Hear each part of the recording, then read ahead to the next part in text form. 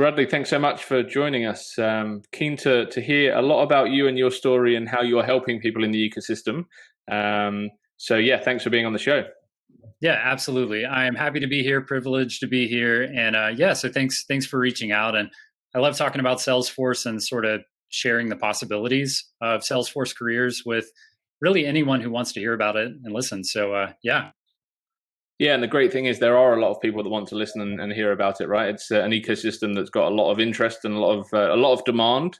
And I think it's one of the reasons I wanted to get you on the show is to talk about how you can kind of build your own career and position yourself in the ecosystem, because we're seeing a lot of people coming into the ecosystem and some struggling more than others to find a role. So we'll go through all of that today. But let's start with you and who you are and a bit about what you did before Salesforce and how you kind of fell into this space. Yeah, absolutely. So I'll keep this as concise as possible, and you can let me know where you want to dive in. But I went to college in the Southeast United States, at West Georgia University. I got an economics degree there. And going into college, I thought that going to college is what would cause me to get higher paying jobs.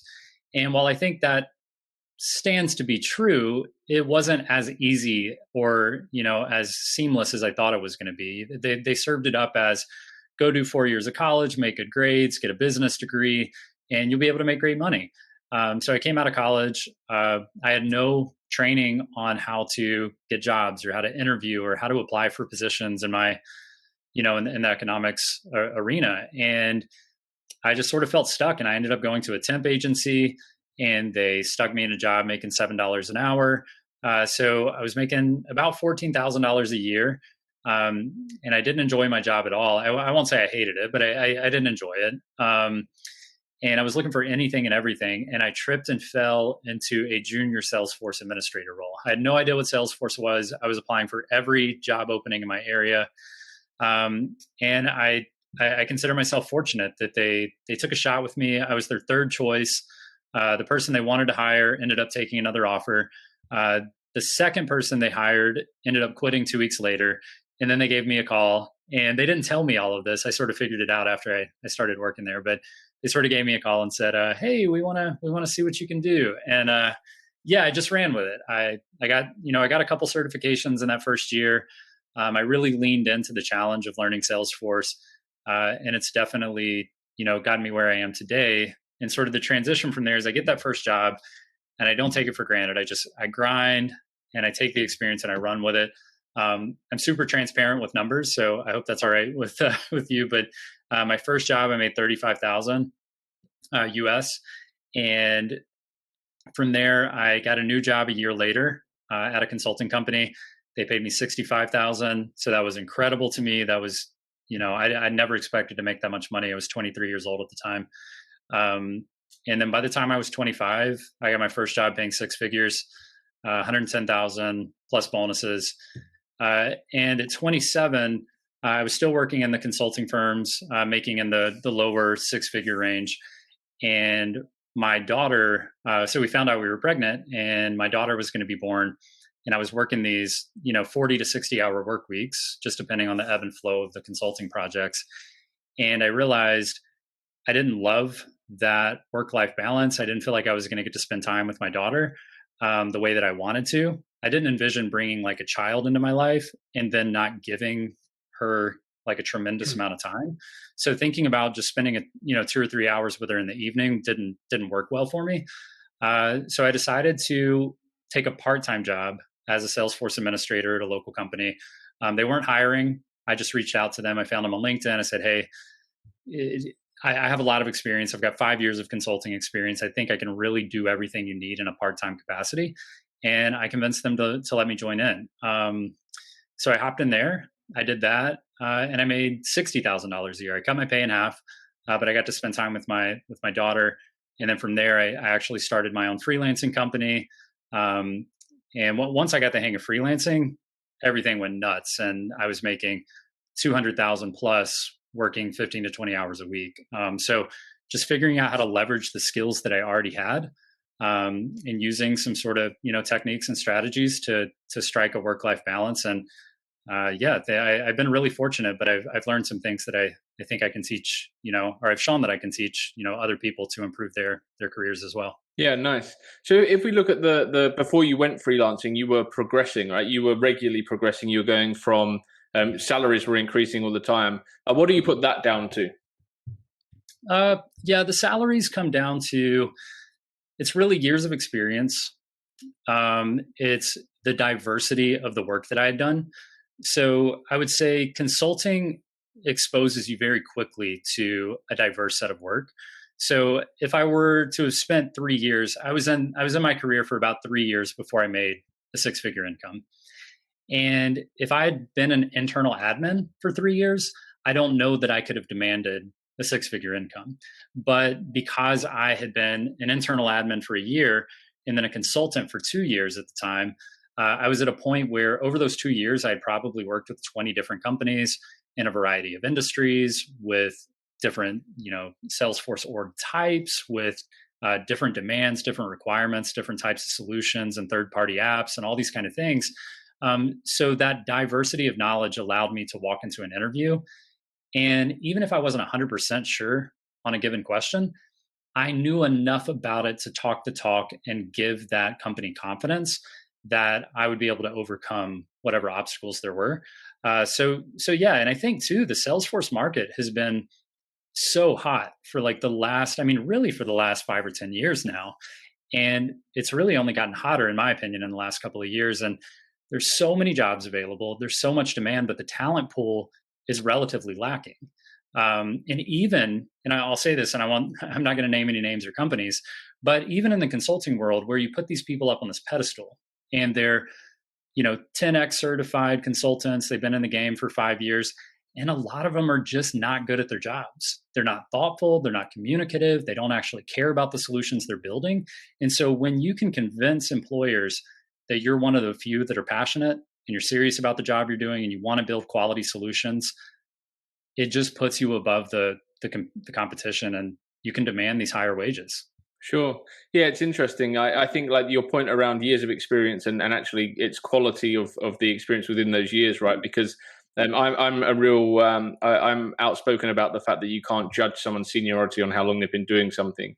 That's right. And we see that all the time in job specs, right? Job descriptions saying you need 5+ years of experience in this and 3 years of that. And the reality is that, in the right environment, you can gain 5 years of equivalent experience to someone else in a much shorter period of time if you're exposed to the right challenges.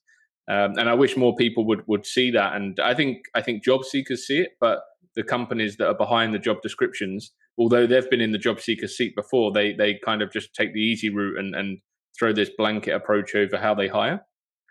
Yeah, I 100% agree with that. I don't know what the cause of that is. I think part of it's because the money that the job seekers make is 100% their money, and they feel it more directly, where the employers, it's coming out of a budget. They don't feel it as directly, so they don't mind wasting a little money on the wrong resource.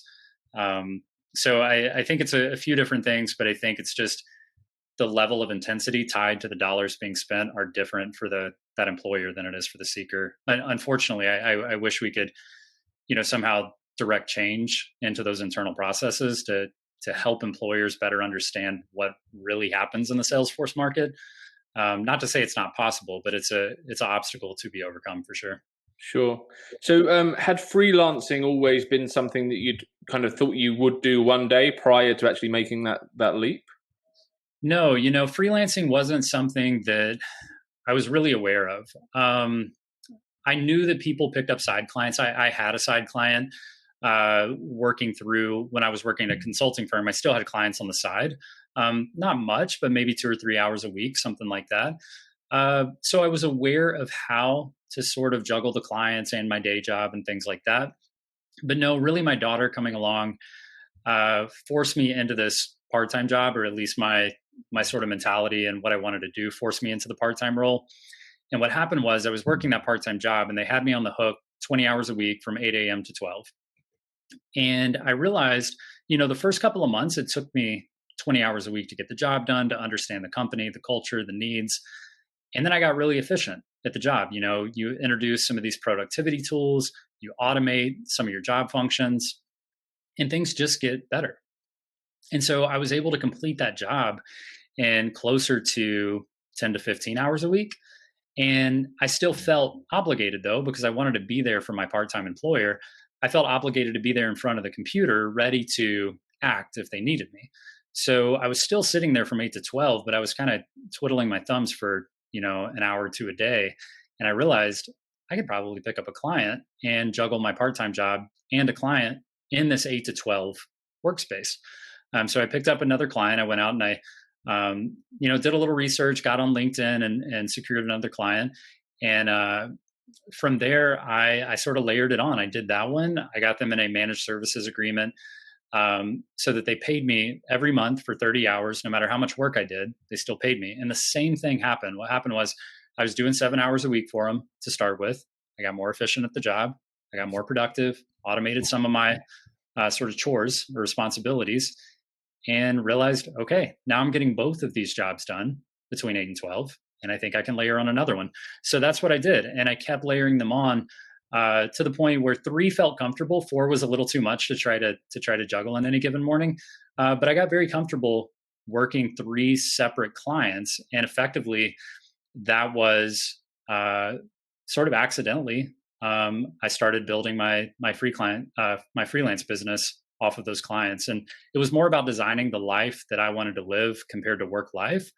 And it just sort of created a freelance business. You can't be logged into 3 different orgs on one browser at one time, right?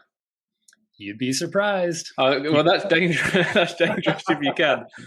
No, so you've got to get. One of the things that saved me was there's a Chrome extension that color codes your tabs based on the org that you're in. Yeah.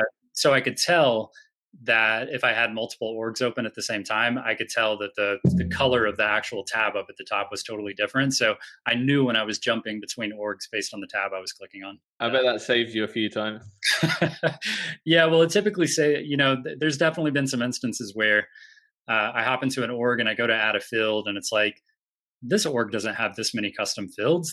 And then it's like, oh no, I'm in the wrong org. I got to Yeah. So I've definitely made a couple of mistakes. Nothing too detrimental though. We'll put it that way. We run an event called Trailhead Tuesday in Australia, and we were doing them in person for quite a while, and now obviously they're online. But someone came to an event and forgot their laptop one time, so I lent them my laptop, and they installed a package, an App Exchange package into my production org. Luckily, it was easy to remove, but yeah, I learned my lesson there. Yeah, do not loan out your computer while logged into Salesforce. That's Absolutely. A good rule of thumb. Yeah, definitely. So, do you see freelancing and contracting as 2 different things? Yeah, to me, it's 2 different things. Contracting to me, at least typically from what I've seen in the industry, is more so clients expecting you to be there in more of a structured approach. It's more of, hey, we need you for 20 hours a week and we need you here from 8 to 12. Or we need you 40 hours a week and we need you in the chair. Now, I think the similarities are you're not an employee of the company, so you don't get benefits or retirement packages or healthcare or anything like that. But the major differences are in freelancing, or what I like to sort of refer to as independent consulting, because I feel like freelancing cheapens it a little bit. Because what you really are is you're a consultant, but you're sort of a one-person consulting company. So I like to call it independent consulting. And it operates just like a consulting firm where you juggle multiple clients. They're aware that you have other clients. You schedule meetings with, client A based on meetings you already have scheduled with clients B and C.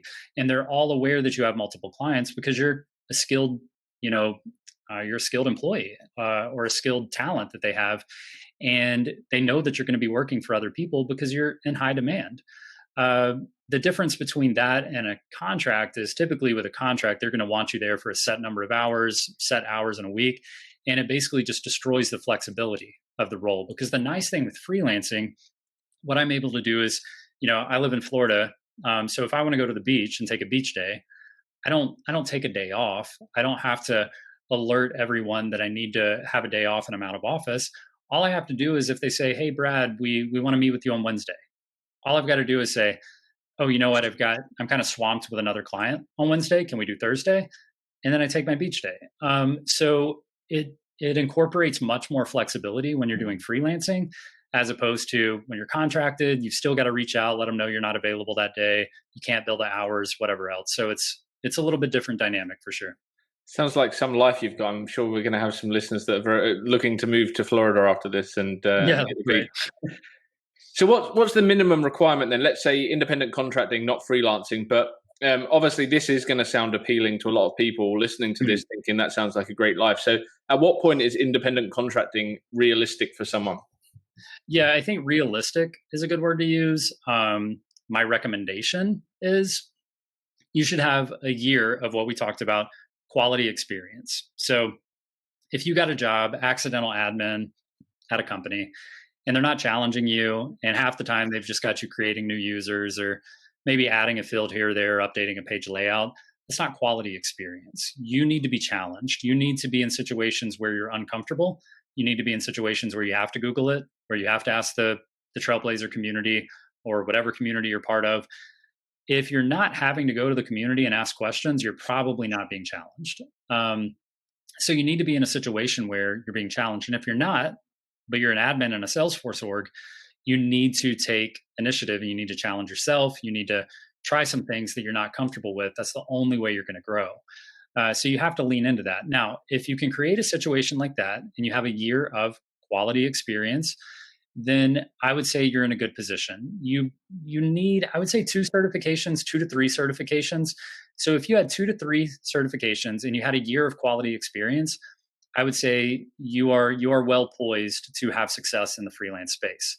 Now, of course, there's a little bit of change that goes into it, right? Now you're running your own business. You have to be sure that you're comfortable with that. You're going to source your own clients. You're going to draw up your own contracts.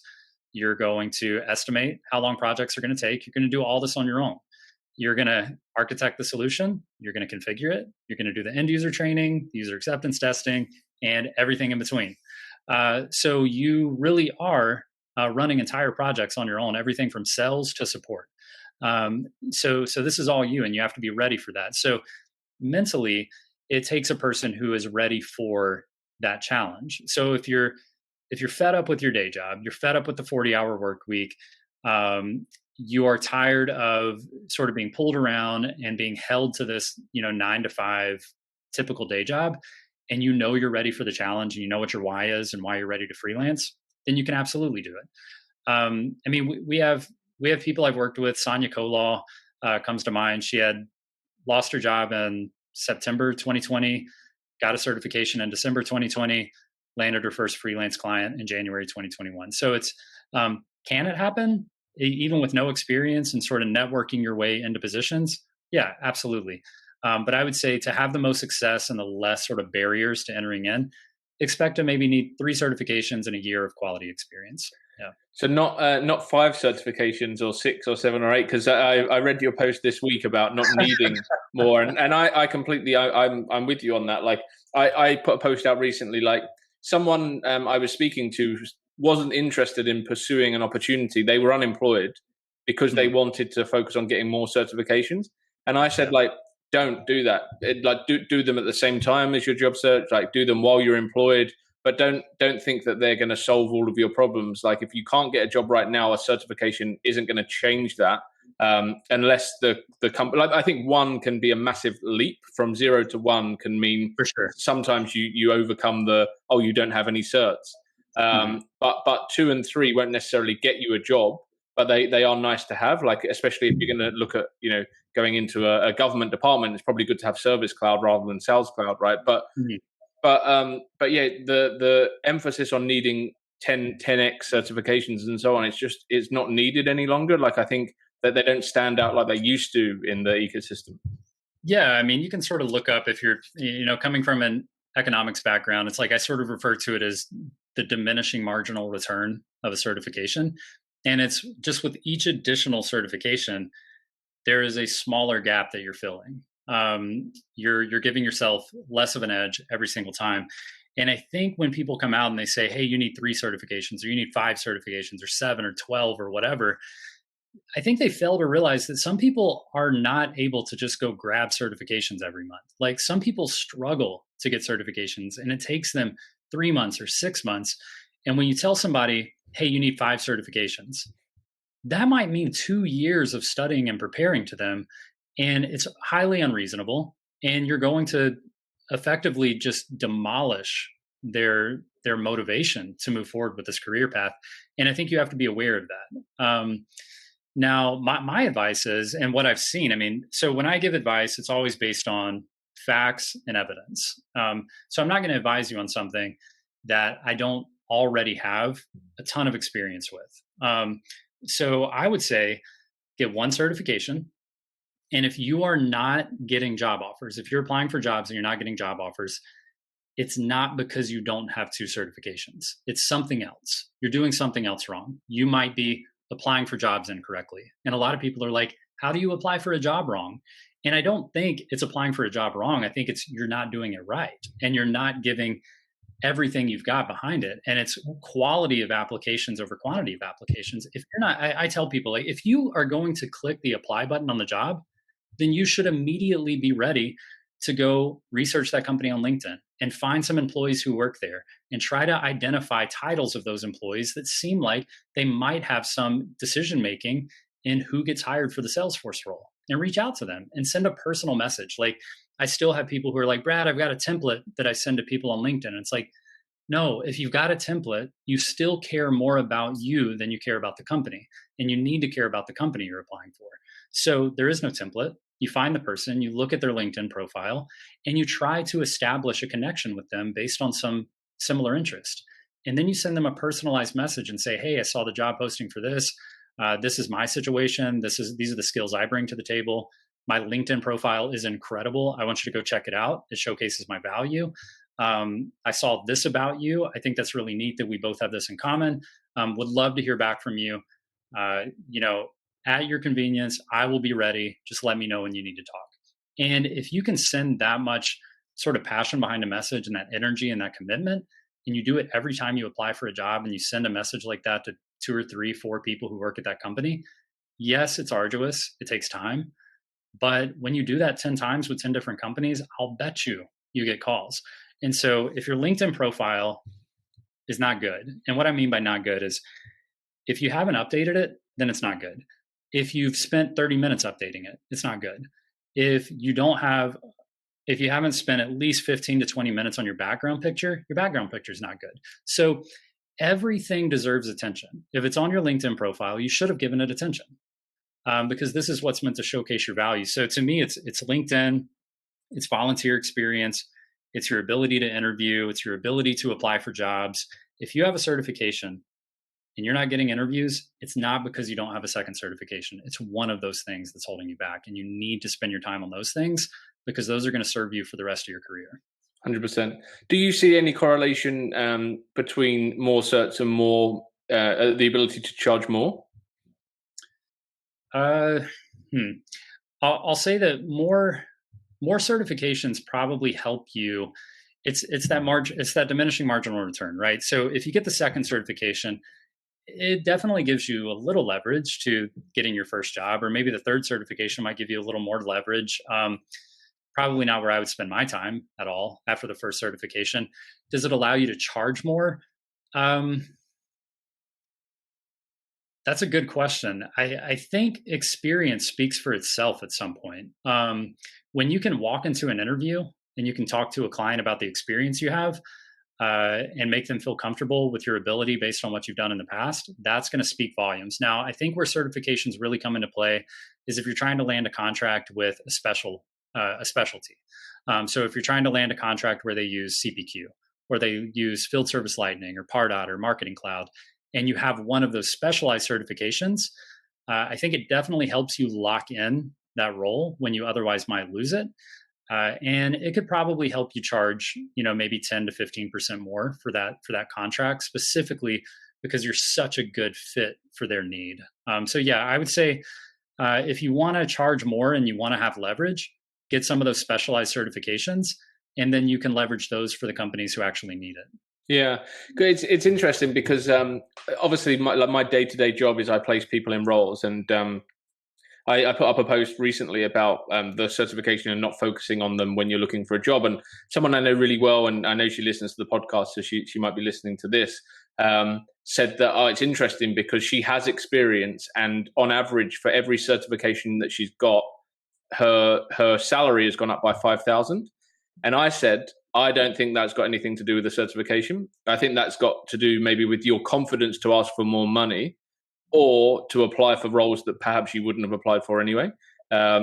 Because especially, like, I think in the consulting world, yes, I have seen companies pay more if someone's got certifications, or if they get a certification while they work there, they might get a small hike. But to a customer that uses Salesforce, really, they don't pay that much attention to certifications now. Bar the first one, have you got a cert, yes or no? And I genuinely couldn't tell you. In February, I placed 12 people into new roles, and I couldn't tell you how many certs any of them had. I couldn't tell you. I could probably tell you if any of them didn't have a cert, because I'm pretty sure they all had at least one. But I couldn't tell you, if one of the senior developers that I placed got more money because they had more certs. I just don't think it works like that anymore. Yeah, I think to your point, obviously, if you do a little research into the way the Salesforce Partner Program works, there is weighting that is given to consulting firms who have consultants with more certifications or specific certifications that are given more credit than others. So for consulting firms, yeah, certifications are going to help you have a leg up over the competition to get hired. For Salesforce customers, like all of the customers out there who use Salesforce as an internal platform, they don't really care. They want to know that you can serve them as a customer and that you can learn their processes, and that maybe you're a little bit passionate about the products they sell or what they do as a company. And that carries a lot more weight than how many certs you have. Yeah, the consulting firms definitely care to some extent.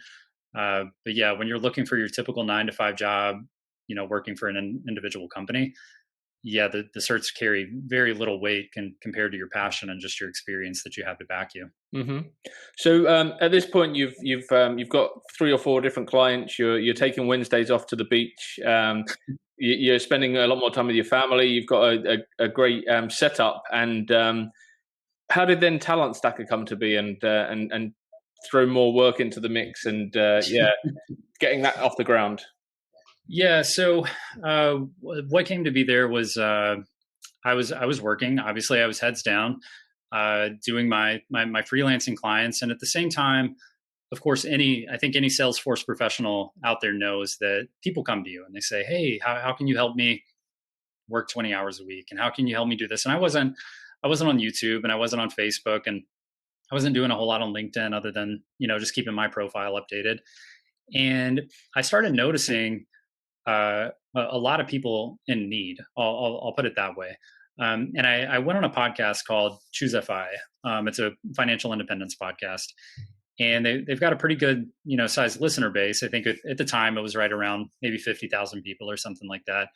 And so a large audience. And I was talking more about lifestyle design. I was talking to people about being willing to take part-time jobs so you can spend more time doing the things you enjoy in life instead of just working yourself into the ground. But people latched on to, how is this guy able to make this much money and only works 20 hours a week and spend time with his family? How is that possible? And so they latched on to Salesforce. So I had right around 400 people personally reach out to me after that podcast and say, what is Salesforce? How do I get into it? And I tell you, I personally responded to everyone. It's just part of me. I can't help it. I just have to respond because I think I just love people. Like I care about people because I understand everybody has a life and everybody has needs and everybody has stress and anxiety and different things that happen in their lives. And it's all important. So I responded to everyone. And what we ended up doing is we started a Facebook group called Salesforce for Everyone. And it all stemmed from this podcast. And we had about 200 people join the Facebook group, and we were hanging out. And I was just giving advice. Like, these people were just huddling around, and I was giving advice. And we started to notice people were landing jobs. So I was giving out this advice and people were landing jobs. And I started noticing the patterns of what is it that the people that are landing jobs are doing. And I would reach out to them and I would have a conversation with them. And then I would try to give that same advice to more people. And so we started noticing that I bet 40 or 50 of those 200 original people landed jobs in that first year. And it was insane. And it was like, wow, these people are really being helped. And then at the time, that group was actually called like Build Your Talent Stack is what we actually called the group. And because we were all about taking different talents from different areas and stacking those together and making it something comprehensive that created a very valuable professional. And we called it Build Your Talent Stack. So no one joined. If you didn't know about the podcast, then you didn't know about the Facebook group. And if you wouldn't search Salesforce on Facebook, you'd never find us. So one day we decided we should probably update the name of this group to be more applicable to what it is. And okay, so we agreed on Salesforce for everyone. And by the end of the week, we had over 2,000 people in that group.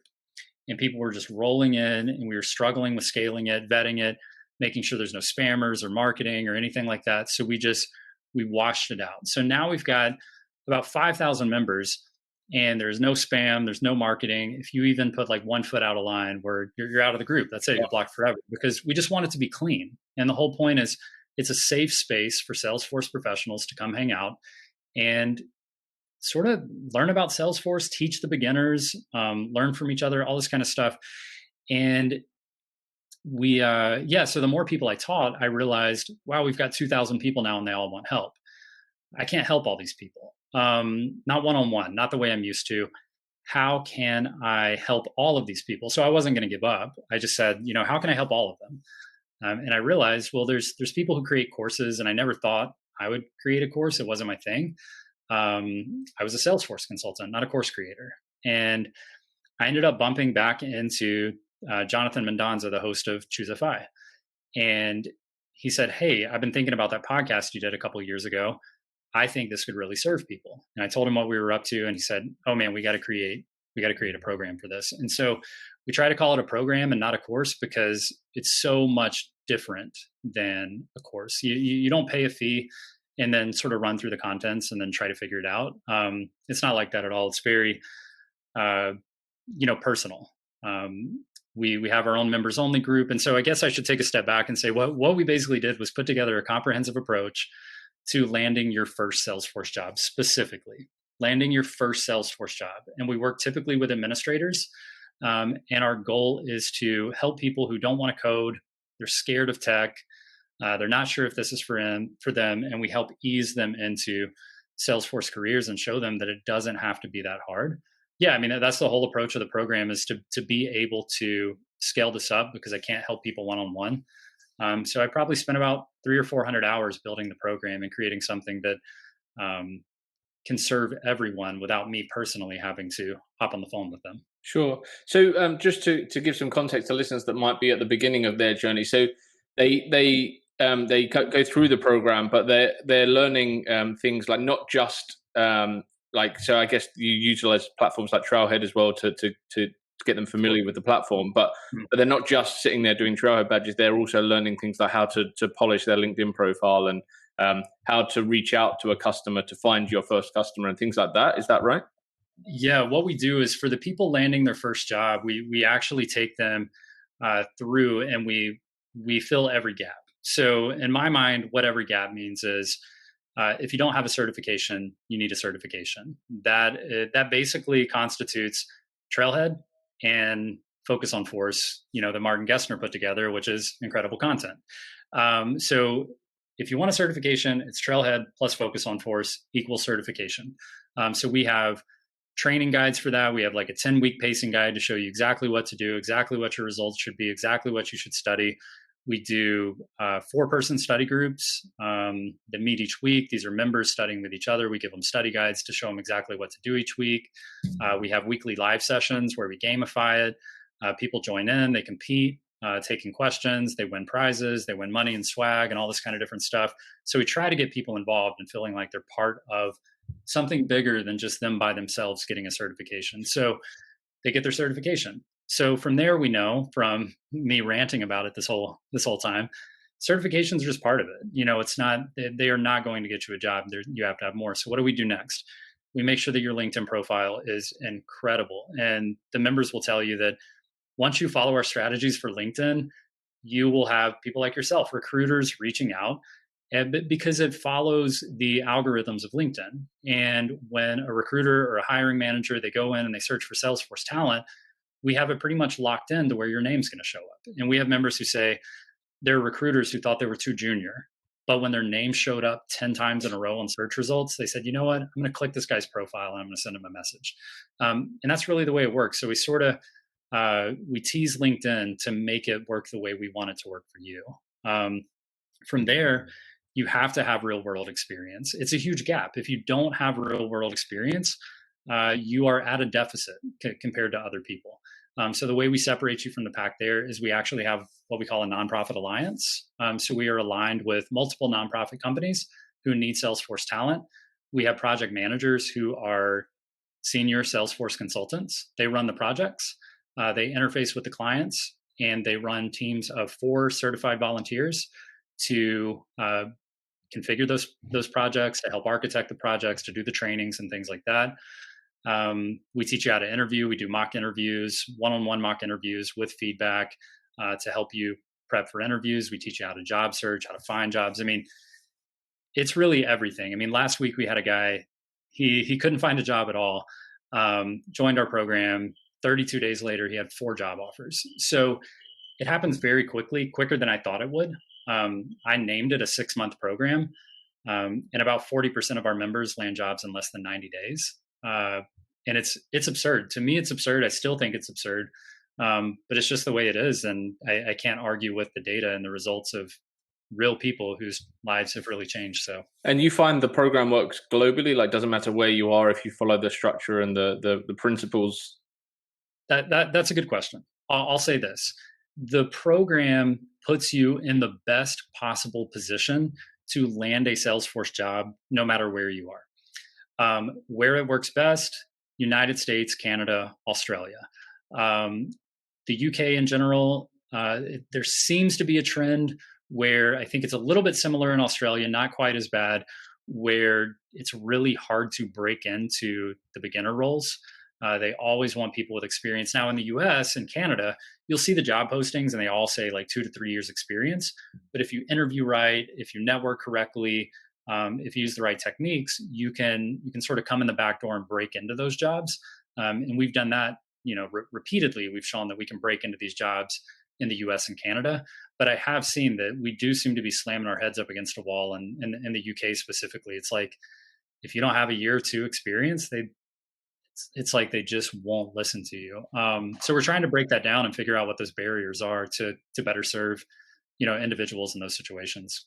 Yeah, that's one of my biggest frustrations, and I see it here in Australia a lot. But I can't speak for the UK market now. But yeah, just that expectation that someone has to have done X, Y, and Z, and it's hard to get your foot through the door, even to prove that you've got the capability and capacity to learn. So yeah, I think you're doing some great things, and hopefully that continues to crack this market, because I think there's a lot of people that really need some help in Australia and New Zealand to get their foot through the door. So yeah, fingers crossed that continues to grow. Mm-hmm. So you mentioned in the first 90 days, say 40% of people get jobs. There must be some people that go through the whole program and don't get jobs. And that what do you see as this question? Actually, I'll give some context because it stems. I was recently recruiting for a junior role, and not junior in like no experience, but junior in like if you've done some Salesforce configuration work, then we'll consider you. And as soon as I got working on the position, just one candidate just stood out to me. And it wasn't because they had necessarily more experience than anyone else. It was just their energy, like their passion, their just hunger to learn, and just and they ultimately got the job, right? So what do you see as the differences between someone that does go on and is successful and someone that maybe isn't successful, and not because they haven't necessarily followed the program or got the experience, but the personality types? Yeah, I think that's it. It's what I refer to as a positive disposition. So you have to put yourself in a positive state of mind to be accepting of new material, to be accepting of guidance, to be accepting of maybe processes that you haven't thought of in the past, and you think they're a little bit out there, but you have to be willing to attempt to apply them. So I would say it's sort of what you just mentioned there. It's the passion that you bring that can really change things, bringing energy. And that's part of that, going in and talking to people about, you apply for a job and you don't just go to the next one. You apply for that job with meaning, and you try to network and you try to get in there, and you're really a part of the community. You're trying to get to know people, not just to get jobs, but you want to get to know them because you want to be part of the Salesforce community. It's things like that. So I see that people struggle when they come in and the first thing they do is say, "Hey, Brad, this isn't working for me." And then I have complete access to what they've done in the program. So I go look, and they haven't even watched the videos. They've barely even opened the modules. They've clicked on what they think they need to know, and they haven't clicked on the things they think they already know. So I think it's allowing yourself, like, if you want to have success in the program, and really I would say if you want to have success learning and taking guidance from anyone, you first need to, if you're going and you're asking for guidance, you need to accept that you don't have the answers. And I think you need to reset yourself and be open to taking that advice. And you have to try it. I mean, the worst case scenario is you try the advice, you notice that it's not working the way that it's been told it'll work, and you stop using it, but you at least have to try it. So I'll say the people who come in and they think they know better struggle a lot. And the people who come in and they say, "Hey, look, Brad's doing his thing. I've seen him be successful. I've seen him make other people successful. Whatever he says, I'm just going to try it." And it tends to work. But there are other situations. There are people who come in and they try really, really hard. But maybe there's a cultural gap, or maybe there's just, we had one member who got so nervous in interviews that he would effectively whisper when it was time to interview. And it was like, "You got to speak up." It would be like, "Yeah, I just want to," it's like, no. You got to speak up, and show that confidence and bring that energy and bring that passion. So, we did personal coaching with him. And what we did is we said, "Hey man, if you want to be successful, you're going to have to start a YouTube channel, and you're going to make videos, and you're going to put them out there for everybody to see. And I'm going to share them on my LinkedIn profile, which is going to have 10,000 people looking at them. So, get ready to have your face seen." So what he did was he made his first video is 6 minutes long. It took him 3 hours to finally get it made because he was trying to overcome it. He wanted it to be perfect. And we had to make a series of 5 videos on a specific topic. And by the time he was done, he was 1,000 times more confident in interviews. He knew he could speak up. He knew he could carry a conversation about a specific topic.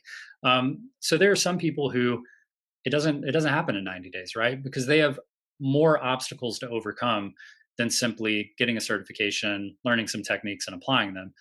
They've got some other barriers to get past, and we don't give up on those people. We work with them and make sure that they're successful. Because, like I said in the beginning of this, when I had 400 people email me, I respond to everyone, and I want everyone to be successful. I would have just kept my part-time job, making $200,000 a year, if I was in it for the money. I would have just done that. But I'm in this for the people that are struggling, and they've got a certification and they can't land a job, and they think they've done all the right things and checked all the right boxes, and no one's given them a job offer. That's really who I'm here to serve, and it's the whole point of the program. So are you still freelancing as well on the side? Like, are you still doing your keeping your hands dirty? Yeah, I've got last year I had 6 clients. So I have narrowed that down. I've got 2 clients now. So I had to give sort of, push off some clients because I didn't have time to do both, because again, I want to spend time with my daughter. That's the whole point of all of this, is that's sort of where it all started. So I've made sure that I keep my work week now is probably expanded to like 8 a.m. to 1 p.m.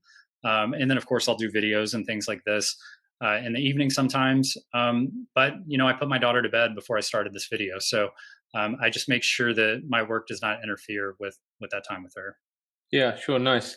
So, I mean, like I said before, lots of people will watch this and listen and think this is great. But what are some of the harder parts of freelancing that perhaps, even you struggled with initially, or you still don't enjoy?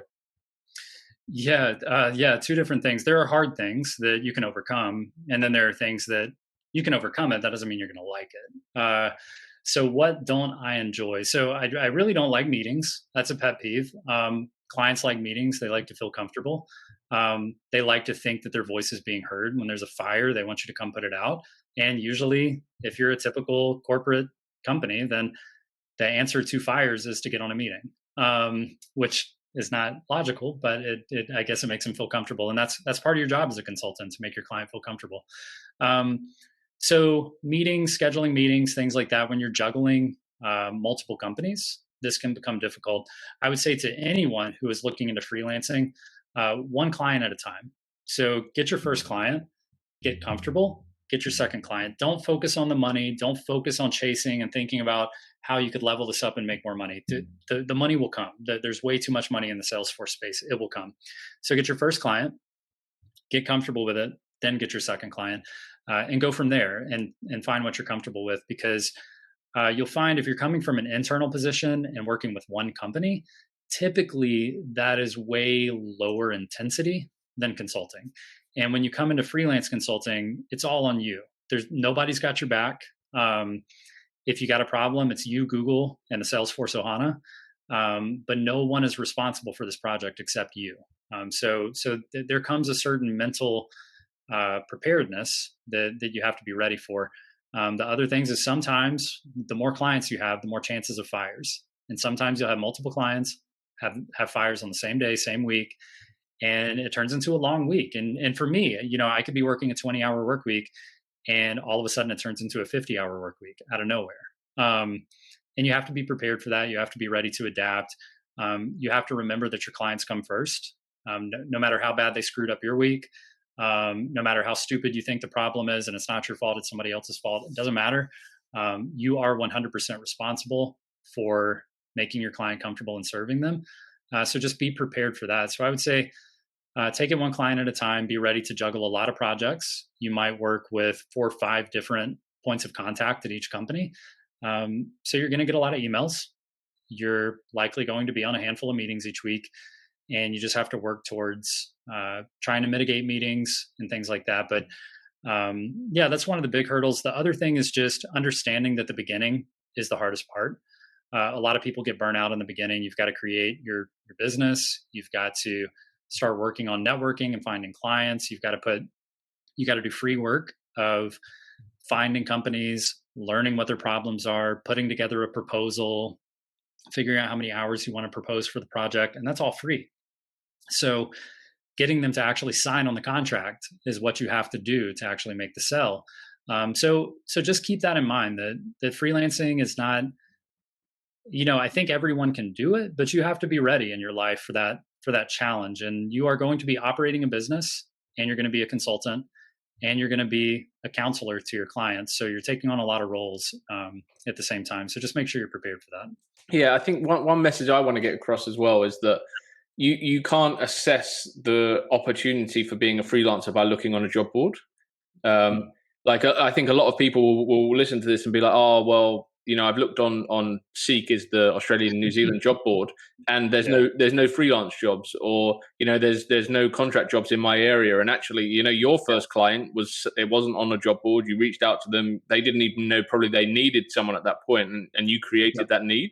And I think that's something people have to get comfortable with. Like, you're kind of taking a leap into the unknown, but you are the person that creates the demand and the need by presenting your services, because companies probably don't think, oh, I can get someone for 4 hours a week or 20 hours a week, or they think they have to hire a full-time headcount. Mm-hmm. That's exactly right. Yeah. I mean, you hit the nail on the head like a handful of times right there. And you're right. I mean, a lot of people are like, well, I went on Fiverr and it didn't work out. And it's like, Fiverr's garbage. Like, I hate to say it, but it's not quality. That's just a bunch of people out there competing to charge $5 an hour to do Salesforce work. And that's not where you go. If you want to be a real consultant and you want to actually have polish and you have skills and you're ready to serve a client, don't go to Fiverr. What you're doing is, there are a few different strategies. I'll share a couple of them here. I don't mind sharing it. Go to full-time positions. You still have to know the strategies and how to have these conversations to make it work. And that's what our freelance program gives you. But full-time job postings, that is the best way to find out who's using Salesforce and who needs a Salesforce, professional to help them. Now they're hiring for a full-time role, but if you can go in there and you can say, hey, look, I'm an independent consultant. This is what I can do for you. Let me prove myself. Let's do a 2-week contract, 10 hours a week. Let me show you what I can do. no long-term contract. You don't even have to pay me for these first 2 weeks. Just let me prove myself to you. Get your foot in the door. By the time they get you set up in Salesforce with an email address and explain to you the problems they're having, they don't want to do that again. And now you've got your foot in the door and it's time for them to start paying. You can, and you have so much leverage when you can say, hey, look, I just need you to pay me $50 an hour, or yes, say like 50 hours a month, pay me $80 an hour. So that's $4,000 a month. You're going to pay me $48,000 a year. And instead of hiring some guy for $100,000 a year, you can pay me 48. Guess what? On top of that, no health benefits. You don't have to give me a laptop or a phone or pay for my internet service. You don't have to give me a desk to sit at. You don't have to give me retirement plans. You don't have to pay payroll taxes. You don't have to do any of that stuff. Typically, that costs the employer another 30%. So if you're looking at a job that's a 100K job, they're really behind the scenes paying about $130,000 to have that employee. So if you come in for $48,000, that is a tremendous difference. And if you can prove yourself and talk the talk and lock yourself in, 2-week trial, they get a shot. They see that you're, actually worth what you said you were worth. And you're not going to get the job every time. But if you do that 5, 6, 7, 8 times, you will find companies that are open-minded and they'll let you in. That is just one strategy. There are multiple strategies to landing freelance clients. And it's not Fiverr. Yeah. What about recruiters? So do you ever take freelance work through a recruiter? I haven't personally had success with that. Typically it seems like, and you would be a great person to talk about this. Typically it seems like the recruiters have a certain, a certain mission in mind. And their mission is that their client, the employer, has requested a specific professional to come work for them. And then the way I understand it is they're paid a finder's fee or some type of commission that's been agreed on based on finding this person.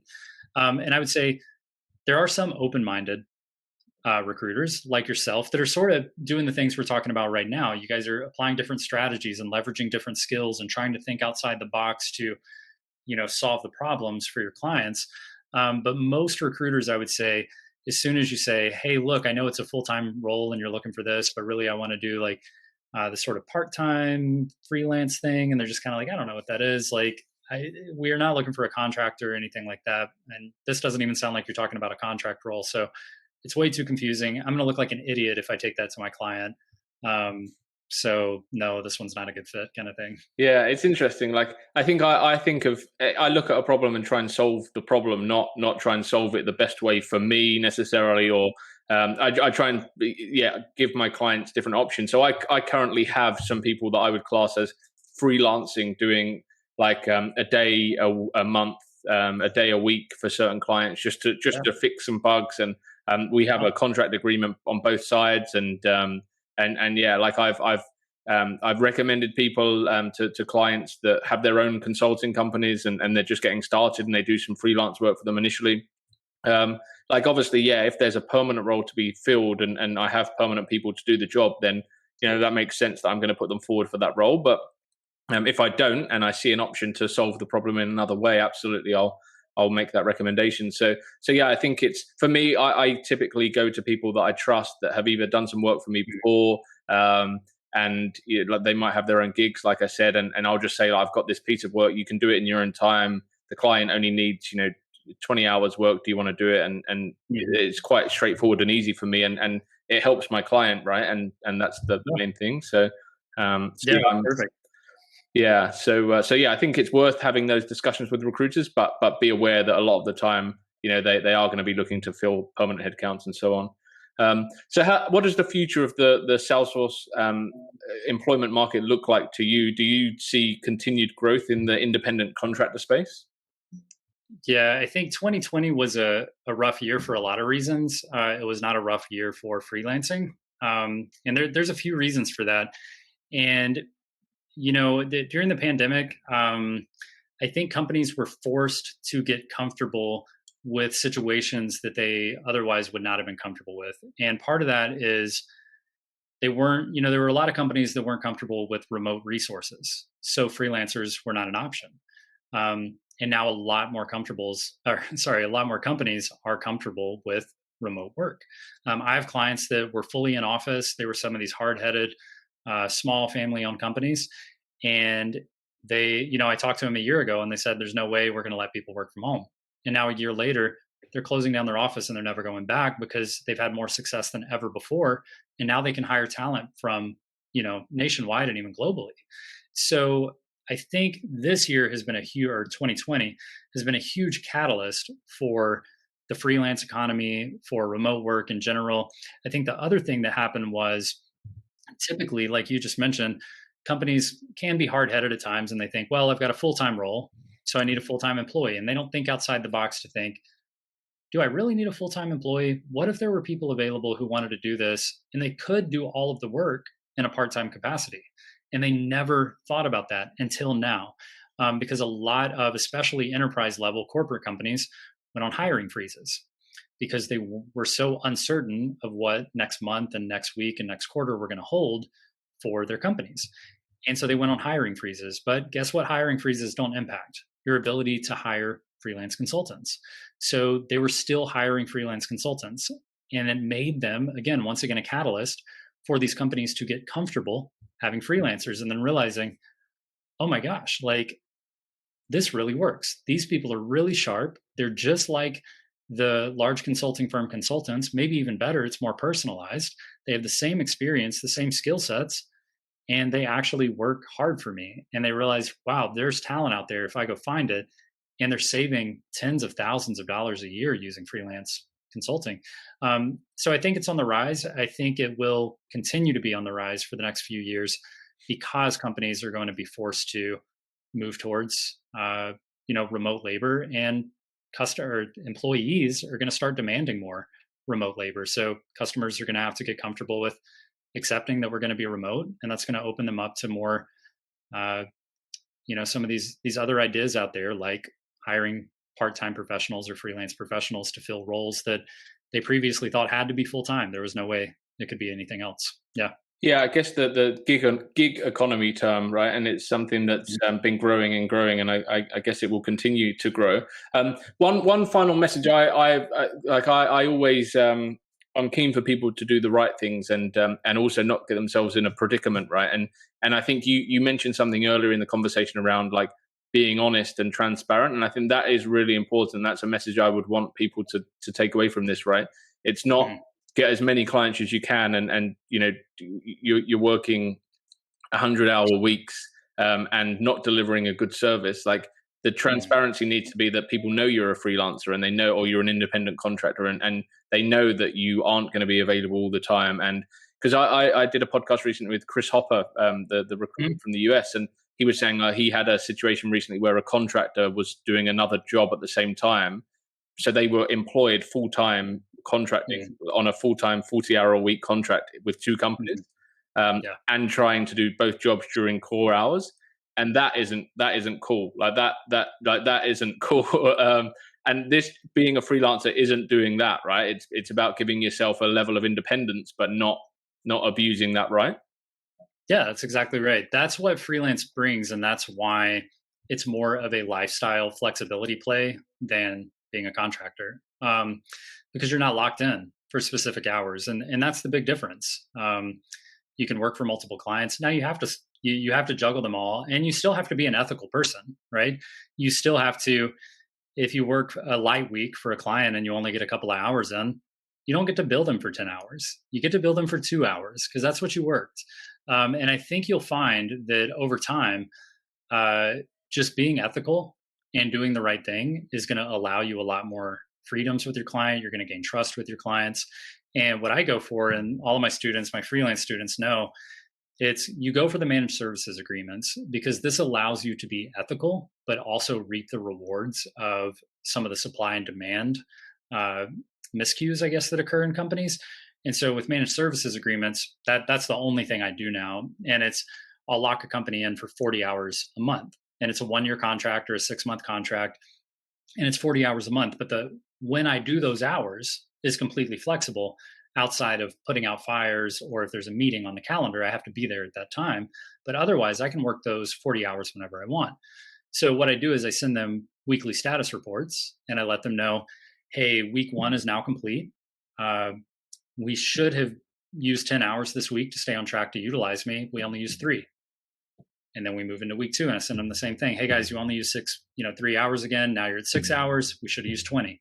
We're tracking to come in way under this month. And then over time, you keep sending those. Well, guess what? The client gets tired of seeing that email.